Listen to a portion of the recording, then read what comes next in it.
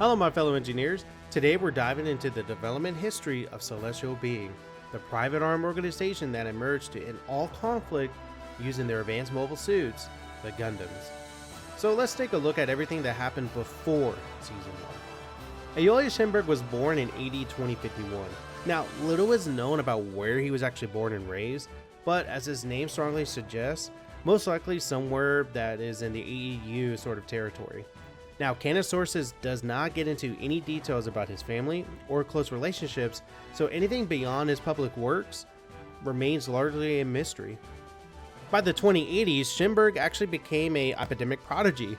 He was widely known for his research in quantum mechanics, particles research, as well as solar engineering, and it is said that he received numerous rewards and recognitions in those fields. During this period, he was also wrestling with one of humanity's biggest problems, its dependency on fossil fuels. Now, in the late 2080s, Shinberg actually began developing ways to free humanity from that dependency. Among his ideas were early concepts for orbital elevators, which were powered by large-scale solar energy collection systems. Along these, he even sketched out a very obscure theoretical reactor concept, something that, while in hindsight, can be seen as a very early ancestor of what would eventually become the GN drive. Which all of this led in 2090 of Shinberg publishing a paper titled Proposal for Global Energy Infrastructure, Orbital Elevators and Solar Power Collection. In it, he outlined a system of 3 orbital elevators, each linked to a massive solar energy array that could permanently solve Earth's energy crisis. Sounds familiar? The paper also touched on space-based transportation and gravitational engineering, which would later shape the theory of the GN drive, as well as humanoid machines designed to work on the elevators. There were early mobile workers that would later evolve into what we would recognize as mobile suits. See, at the time, the world just simply did not take his vision quite serious. Shinberg was 10 steps ahead. He knew eventually there will be a crisis, and usually when there comes crisis, there usually comes a war to come along with it. So Shinberg made this proposal to help prevent all of that before it happened. It should be noted that the technology as well wasn't widely available, so it also gave very little attention. Now, sometime later, during his research into the conventional particle physics, Shinberg made a discovery that would change everything. While refining his models, he began to formulate a new theoretical framework and later identified a particle unlike any known at the time. It was a new fundamental particle capable of producing self-sustaining energy and enabling quantum-level communication. This would later be known as the GN particle. Shinberg then revisited his early reactor concepts. Using this new particle as the core, he refined these old theoretical models into a practical design, a reactor that could use this GN particles as its energy medium. And this theoretical reactor became the foundation of the GN drive. Now, this discovery became the cornerstone of Shinberg's life's work, and fully aware that this kind of power can change the world overnight, it could also destroy it, if guided by people with selfish ambitions. So Shinberg decided to keep this theorized GN particle as well as this theorized GN drive a secret from the public. As Shinberg even quoted, "What I hate are people who misuse their intelligence. It leads to misunderstanding and then conflict. Humans must learn to apply their intelligence correctly and evolve beyond their current state." So Shinberg couldn't trust anybody with this new discovery, and as a man whose intelligence was several steps ahead of the rest of the world, he understood all too well what governments and even militaries would logically do if they learn about this energy source like the GN drive. And yet, despite this distrust of institutions, he still had faith in mankind itself. In 2101 AD, Shinberg officially retired and suddenly vanished from the public eye. He cut ties with the world, disappearing from the academia, politics, and even media. And at the same time, a very few of his most trusted colleagues also disappeared. One of them being E.A. Ray. Now, this is what we know. So E.A. Ray was extremely close to Shinberg. The two were equals on the genius level, and to be known to be rivals when playing chess together. It's fair to say that they weren't just colleagues, they were pretty close friends who understood each other's visions for humanity's future. And after disappearing, Schimberg went underground and decided to put humanity to the test, a test to see whether it could change. In secret, Schimberg and his colleagues began constructing the foundation of Celestial Being. It was a private arm organization designed to end all conflicts. Around the same period, Schimberg began to work on Veda. It was a massive quantum supercomputer capable of storing and executing his long-term plan.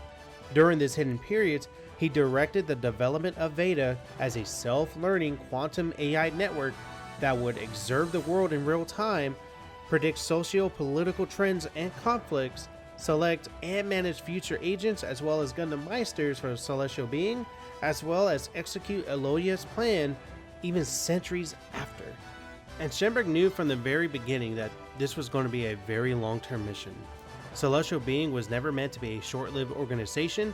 It was a multi-century project, and Veda was the brain that would keep it on course. Veda took many years to complete, and with its development stretching across the early 22nd century, as its architect expanded, Schimberg realized that simply having an AI wasn't enough. And if his plan was to survive sabotage, corruption, as well as the passage of time, he would need living extensions of Veda moving within human society. So, he created the innovades, artificial human-like beings directly linked to Veda. So the innovades were bio-living terminals created by Celestial Being to help Veda implement Schimberg's plan into its many phases. And Veda will actually assign different tasks to these different innovades. Some innovades were engineers, some of them were combats, and others were just clueless of what they really were. The innovades knew of Aeolia's plan, but exist as beings who carried it out. And part of Schimberg's plans was that innovades were also supposed to help humanity to set out to space and evolve into innovators.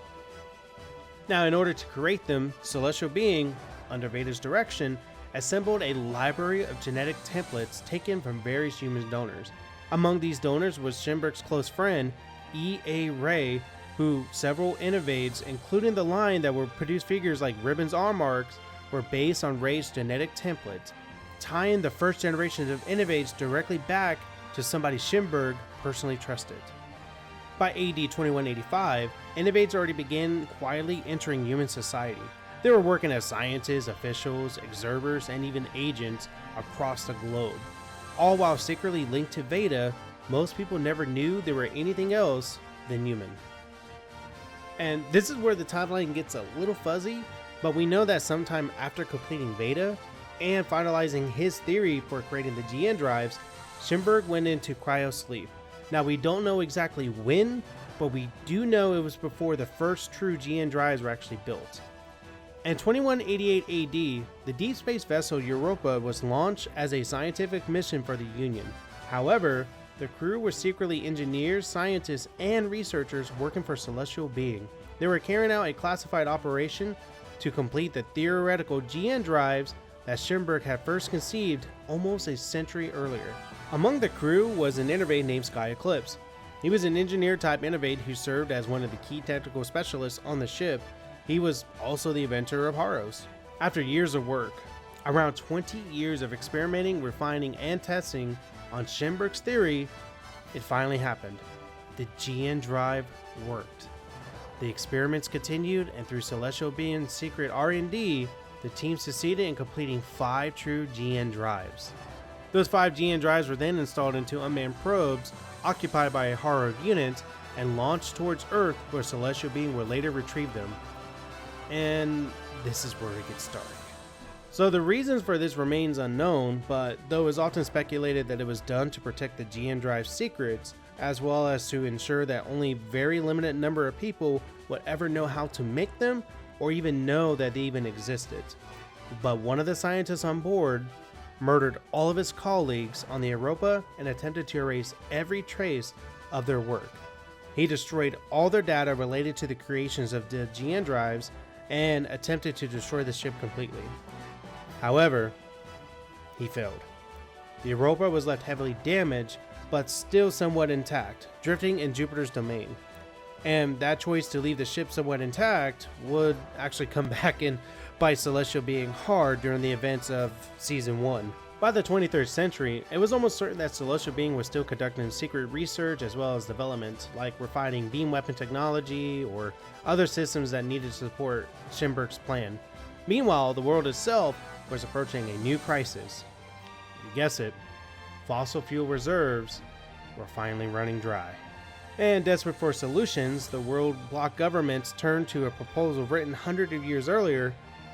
It was Schimberg's proposal for global energy infrastructure, the orbital elevators, and solar power collection.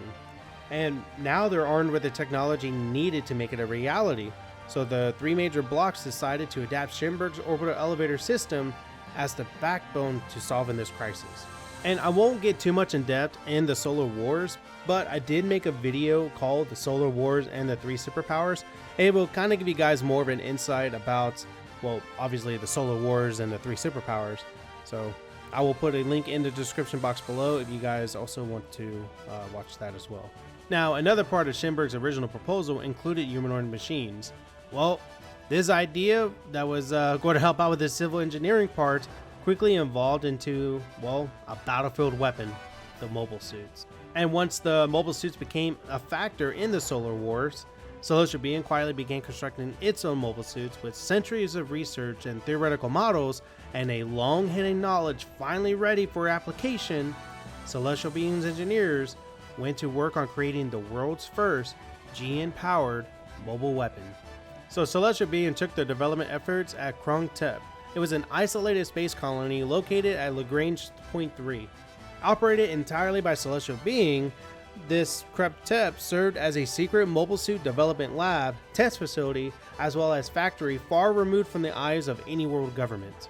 And it was there that Celestial Being produced its first prototype Gundam, the GN-000 O Gundam. Now, the O Gundam became the first mobile suit to ever run on a true DN drive. Now, its DN drive's cone housing was actually larger and more exposed than the later models because its auxiliary systems has not yet been miniaturized. But the suit's armaments consist of a beam saber, beam gun, and a shield, allowing it to perform close to mid-range combat. The test pilot chosen for the O Gundam's armed intervention trial was an innovade named Ribbons Allmark. In AD 2301, Ribbons deployed the O Gundam in the Republic of Kruges during a live combat test, an event that would eventually shape the life of a young boy named Soren Ibrahim, who is later known as Cessna FCA. The data gathered from the O Gundam proved invaluable. The suit became the foundation upon which all future Celestial Being mobile suits were built on. Its performance was so influential that Ribbons himself later stole its design data to develop his own series of mobile suits after betraying Celestial Being. Eventually, the O Gundam was transferred to Celestial Being's support branch, Foresta, where it served as a backup unit. Throughout the Solar Wars, Celestial Being continued to develop successful generations of Gundams, refining their weapons, increasing GN output, as well as strengthening their armor. But as their mobile suit program grew, there was another challenge. Celestial Being needed a dedicated ship of transporting, maintaining, and rearming their Gundams during armed interventions. To meet this need, Celestial Being developed the CBS-70 Ptolemaios. Now, the exact date of its construction remains unknown, but the evidence that we have suggests it was built either shortly before or around the same time as the organization's third-generation Gundams, Exia, Dynamis, Virtue, and Curios, which was completed around AD 2302. The Ptolemaios will go on and became the backbone of Celestial Being's interventions force, serving as the mobile launch platform and operation headquarters for the Gundams throughout Season 1.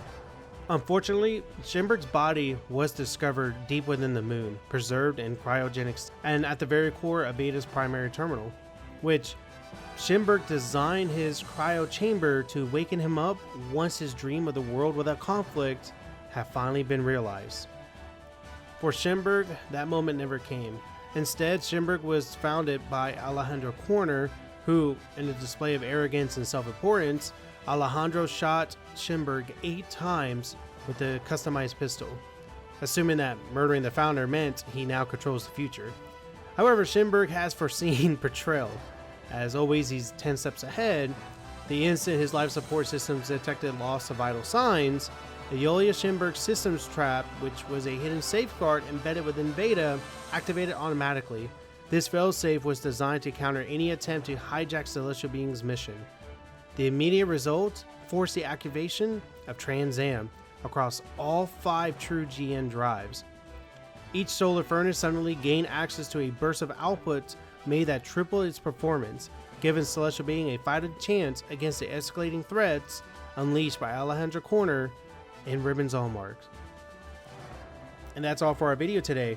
And it's crazy to me that Schimberg was just 10 steps ahead of what was just going on in the world, and he just had the solution to it. It's just either nobody didn't take him seriously or the technology just simply wasn't there yet. But as well as a theory that he even knew that alien life may appear, which Celestial Being Mothership was also like humanity's last defense for that, or best defense at least. But I really enjoyed looking into Schimberg. It was an experience for sure. And yeah, I still got this cold, so so if I do sound a little off, then yeah, it's because of that. If you enjoyed this video and you would like to see more Gundam content, hit that like and subscribe button. Farewell, my fellow engineers.